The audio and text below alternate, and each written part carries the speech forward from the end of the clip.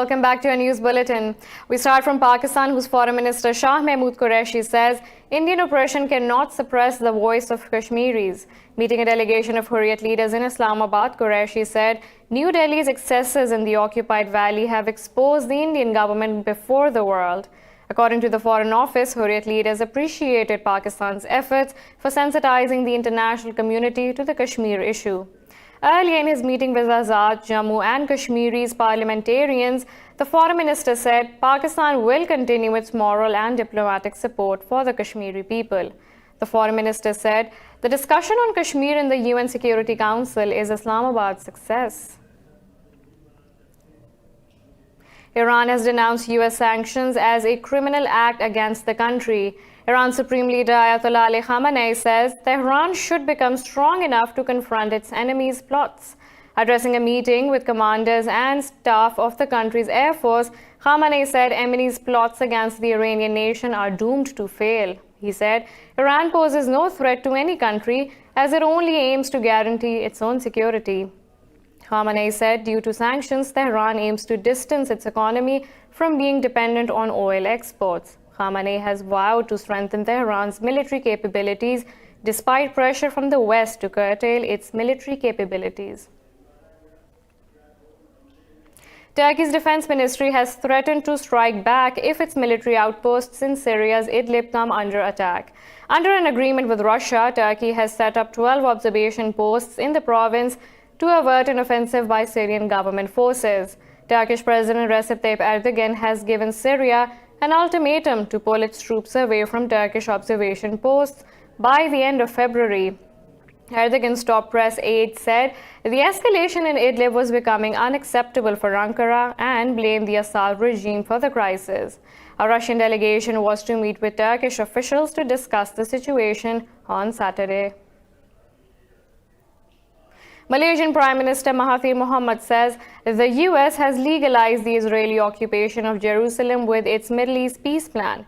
Speaking in Petaling Jaya, Mahathir said the Trump deal is unjust because it ignores the rights of oppressed Palestinians. Mahathir said the peace plan was done without consulting the Palestinian people, adding that it only supported Israeli forces. He said the scheme will bring more conflict to the region and antagonize billions of people around the world. The Prime Minister said the proposed deal hands the holy city of Jerusalem to Israel on a silver plate. President Trump's self-proclaimed deal of the century has faced a backlash from several world leaders. In China, the number of deaths from the new coronavirus has risen to 722. Crossing the death toll from the SARS outbreak in 2003. China's National Health Commission says the number of confirmed infections in the country has risen to over 34,000. More in this report. The number of casualties is the highest recorded in a day, including the first US and Japanese citizens. In Japan, the health ministry says 3 more people have tested positive for coronavirus on a quarantined cruise ship anchored at Yokohama. It brings the country's total number of cases to 64. In the United States, hundreds of people evacuated from Wuhan have begun arriving at military bases across the country to begin a 2-week quarantine. In China, they're in mitigation stages. Okay, that we're really they're really now beyond containment. The virus right now is not under control in China. In the United States, I think the multi-layer system that we've put out is still got us in a mode of containment. Despite President Trump's praise for China, Washington has once again expressed concern about how the outbreak is being managed. In a related development, the UAE's health ministry says 2 new cases of the novel coronavirus have been detected in the country. It said the total number of people diagnosed with the disease has risen to 7. The ministry said all necessary precautions are being taken. It said coordinated efforts are being made with other Emirati health authorities to ensure the safety of citizens and residents. Earlier, Saudi Arabia barred its citizens and residents of the kingdom from traveling to China amid the virus outbreak. The kingdom's General Directorate of Passports said the measure was in response to the outbreak. The World Health Organization says it cannot predict how long the coronavirus epidemic will last, and China should be vigilant. The WHO's Beijing representative says the epidemic is far from over. This report has the latest in the fight against the disease. China has been wrestling with the coronavirus epidemic since December. The virus has already taken 722 lives in mainland China alone. It has passed the death toll from a similar epidemic in 2002, the SARS virus that struck from nowhere and quickly vanished again in China. The World Health Organization says older people and patients with an underlying or chronic condition are at a greater risk from the disease. We met the virus for the first time a month ago, and most unfortunate addition to the species on the planet. So our understanding is growing. Impossible to predict where it is going, but I can tell you at least where we are watching. We are seeing the positive signs in Hubei. On the other side of the world, British scientists are working to develop a vaccine against this novel form of coronavirus. They warn there is still a long way to go. So the earliest that we can do in terms of getting a vaccine globally available would probably be the beginning of next year. And that's faster than it's ever been done before. Now, we don't know how the epidemic is going to pan out. If the epidemic is gone and we don't need these vaccines, well, that's good news in terms of global health. An American has become the first non-Chinese victim of the new coronavirus, while a Japanese man has also died. His symptoms were consistent with the disease. Moving on to the U.S., where President Donald Trump has dismissed two senior officials who testified against him at his impeachment trial. The fired officials are U.S. Envoy to the EU Gordon Sondland and National Security Council member Alexander Vindman. During the impeachment hearing, Sondland admitted following the president's orders to press for a quid pro quo with Ukraine. He said Ukrainian President Volodymyr Zelensky's White House visit was conditional on the investigating former Vice President Joe Biden. Vindman testified he was concerned when hearing Trump's phone call with President Zelensky. Earlier, Trump called on Congress to expunge his impeachment for abuse of power after his acquittal in the Senate. Moving on to the Democratic Republic of Congo, where 8 people have been killed in a series of attacks by rebels belonging to the Allied Democratic Forces. Police say 20 other civilians are missing after the attack in Beni's Mangina area. Officials said they do not know if the missing people are dead, taken hostage, or if they fled the area.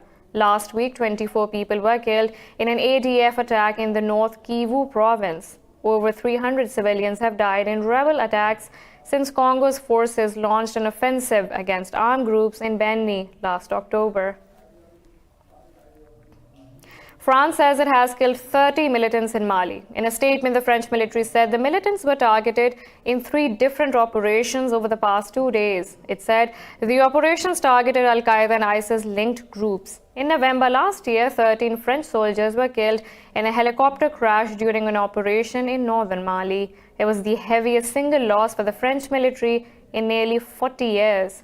France currently has over 4,500 troops fighting insurgencies in the sparsely populated Sahel region. The area has repeatedly seen clashes between militants and local forces.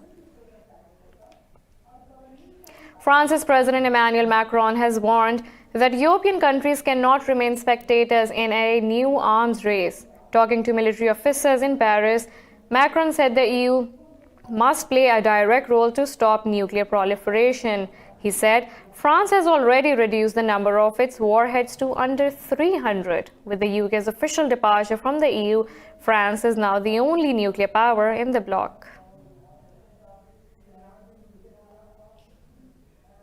Voting has ended in India's capital, New Delhi, to elect 70 members of the state's legislative assembly.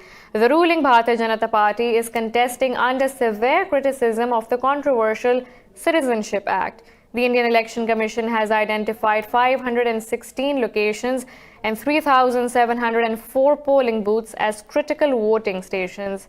Paramilitary forces were deployed in the constituencies to ensure smooth elections. Delhi, like much of the rest of the country, has been a hotbed of protests since December, when the ruling BJP imposed the discriminatory law. Prime Minister Narendra Modi won the national elections in May last year, but the capital's assembly is pivotal for his policies' implementation. In Ireland, polling has started for the Republic's 2020 general election. Over 3 million people are eligible to vote to elect their representatives to Dáil, the lower chamber of parliament in Dublin. Irish Prime Minister Leo Varadkar is hoping to secure a new term on the back of successfully brokering a Brexit deal. Varadkar's Fine Gael party has been in power since 2016, but an exit poll suggests they are trailing rivals Fianna Fáil and Sinn Féin. Opinion polls suggest an election is likely to be a three-way contest between Fine Gael, Fianna Fáil and Sinn Féin. Counting will begin tomorrow in all 39 constituencies. 80 seats are required in the lower chamber of parliament to form a majority government. A British woman who, as a teenager, ran away to join ISIS has lost a legal challenge she hoped would restore her UK citizenship. Britain's Special Immigration Appeals Commission has ruled Shamima Begum was not improperly deprived of her nationality. This means she cannot return to London. Former Home Secretary Sajid Javid revoked her citizenship on national security grounds, but she challenged the decision. Legal experts have criticized Javid's move, saying it left Begum stateless. Media reports suggest that the action was taken on grounds she could obtain a Bangladeshi passport. While Begum's parents are of Bangladeshi origin, she does not hold a passport from the country. The Philippines has announced it is ending an important military agreement with the U.S. In a statement, the presidential spokesperson said Washington will soon be notified of Manila's decision. Last week, President Duterte said he would scrap the agreement allowing U.S. forces to take part in large-scale military exercises in the country. The agreement was signed in 1998, giving legal status to thousands of U.S. troops rotated into the country for military exercises and humanitarian operations. We have a lot more coming up right after this short break, so stay tuned.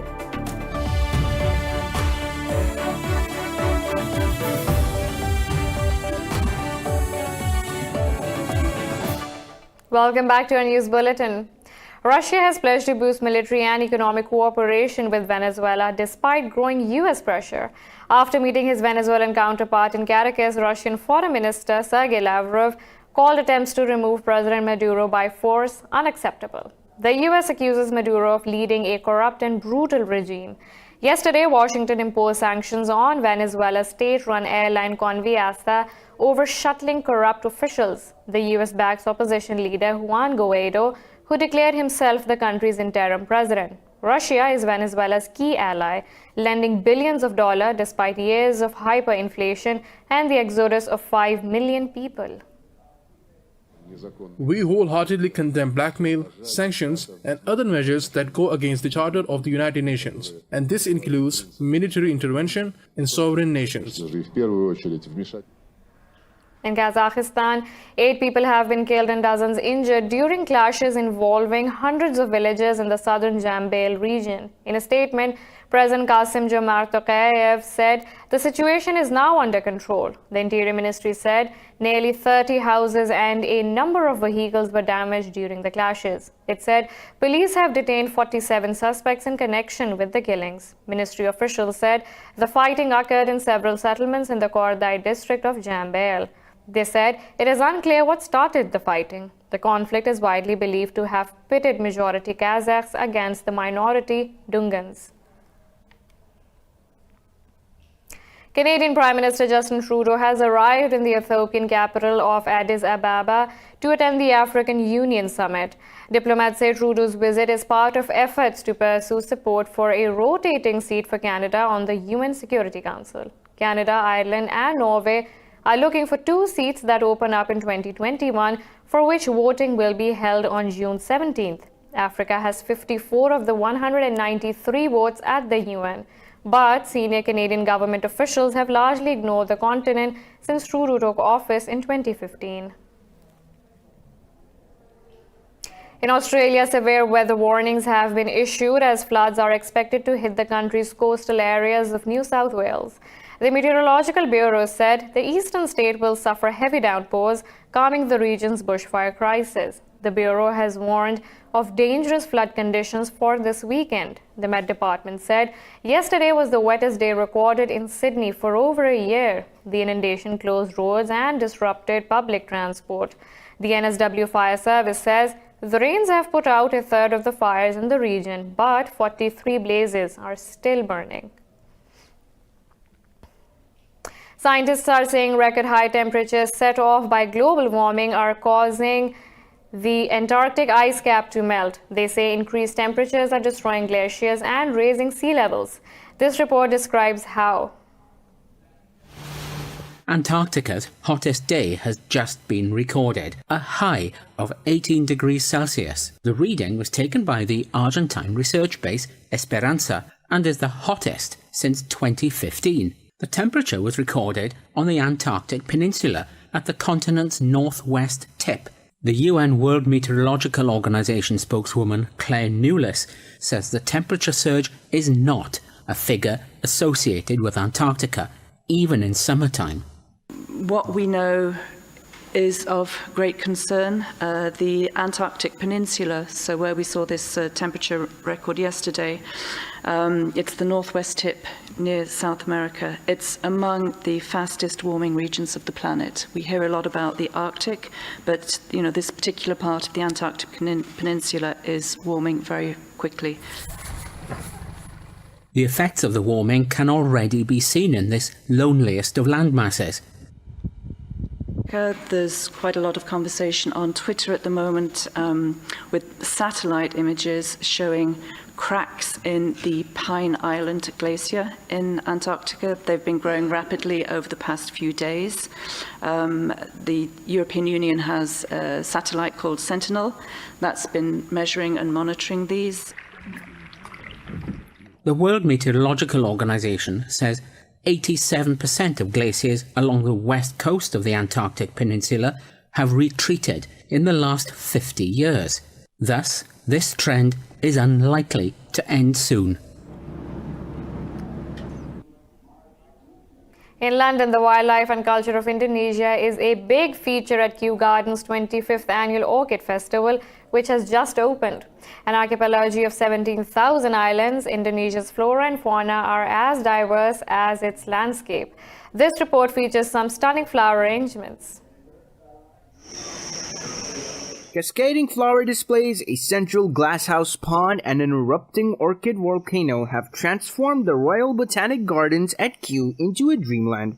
The sun has turned this part of London into a paradise, all for this year's Kew Orchid Festival. Visitors are charmed by a display of 5,000 orchids and hundreds of tropical plants.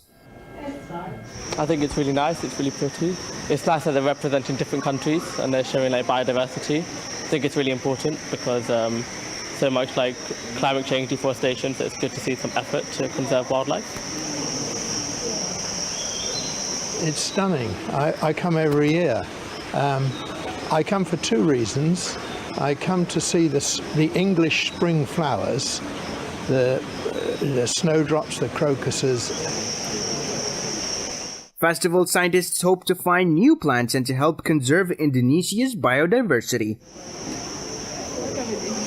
So the Orchid Festival is in its 25th year at Kew, and the theme this year is Indonesia.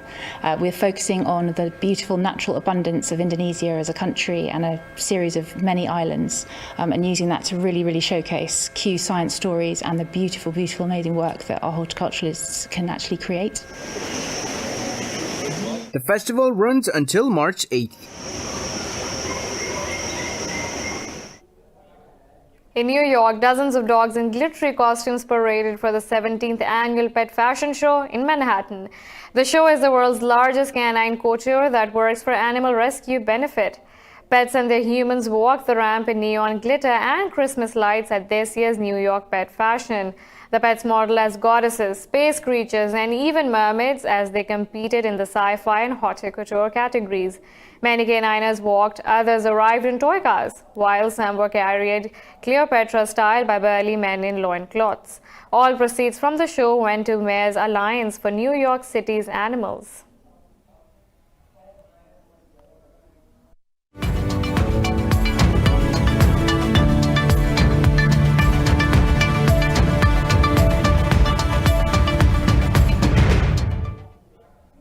We begin a business segment with Britain's Foreign Secretary Dominic Raab, who says the UK is looking for an ambitious trade deal with Japan after Brexit.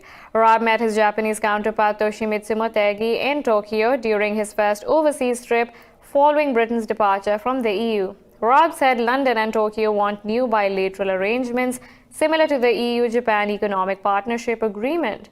Motegi said he asked Britain to lift its import restrictions on Japanese food and other products imposed by the European Union. I have discussed how we can deliver new bilateral arrangements at least as high a standard, if not higher, and at least as ambitious as the EU-Japan Economic Partnership Agreement, which would send a very powerful signal of our shared commitment to free and rules-based trade. U.S. Treasury Secretary Steven Mnuchin says the country's GDP growth for the year 2020 is expected to be under 3%. Mnuchin says growth will miss President Donald Trump's target, with Boeing's suspension of production taking a bite out of the economy. He said Boeing has had a big impact on U.S. trade, with the plane maker being the country's largest exporter. Mnuchin said the coronavirus will also upset the economy because it negatively affects global growth. The U.S. economy grew by 2% in 2019, its slowest expansion in 3 years. France has fined Apple for deliberately slowing down older iPhone models without making it clear to consumers. France's competition and fraud watchdog has imposed a fine of $27 million on the telecom giant. The watchdog said iPhone owners were not informed that installing software updates could slow down their devices. It said Apple committed the crime of deceptive commercial practice by omission and agreed to pay the fine. In 2017, Apple confirmed the software updates slowed down old iPhone models to prolong their life. Customers had long suspected Apple made changes in older iPhones to encourage people to upgrade.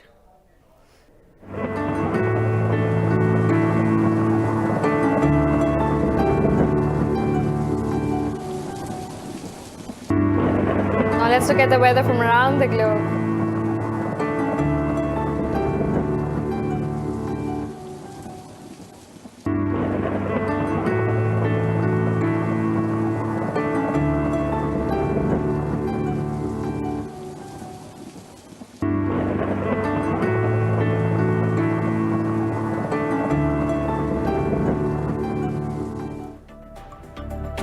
This is all for now. For the latest updates, you can follow us on social media at indus.news.